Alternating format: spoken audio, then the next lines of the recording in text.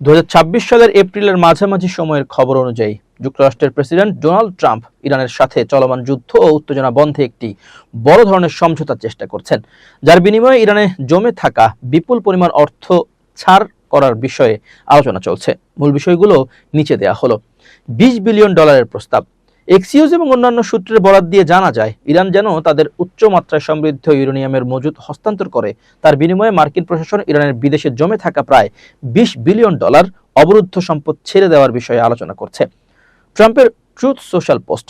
Trump সামাজিক যোগাযোগ মাধ্যমে ট্রুথ সোশ্যালে এ দাবি করেছেন যে কোনো অর্থ হস্তান্তর করা হবে না, তবে তিনি ইরানকে তাদের পারমাণবিক উপাদান সরাসরি যুক্তরাষ্ট্রে পাঠিয়ে দেওয়ার আহ্বান জানিয়েছেন। এই আলোচনার প্রধান লক্ষ্য হলো ইরানের পারমাণবিক কর্মসূচি পুরোপুরি বন্ধ করা এবং হরমুজ প্রণালীতে উত্তেজনা কমিয়ে আনা। যুদ্ধ দ্রুত শেষ করতে ট্রাম্প ইরানকে আলটিমেটাম দিয়েছে এবং আলোচনার মাধ্যমে পরিস্থিতি দ্রুত স্বাভাবিক করার ইঙ্গিত দিয়েছেন। ট্রাম্প এই যুদ্ধের আর্থিক দায়ভার বা বিল আরব দেশগুলোর উপর চাপাতে চান, যা আমেরিকার ফার্স্ট নীতির অংশ। সারসংক্ষেপে, ইরানে পরমাণু কর্মসূচি বন্ধের বিনিময়ে জমে থাকা অর্থ ফেরত দেওয়া একটি জটিল কূটনৈতিক ও অর্থনৈতিক সমঝোতা চলছে।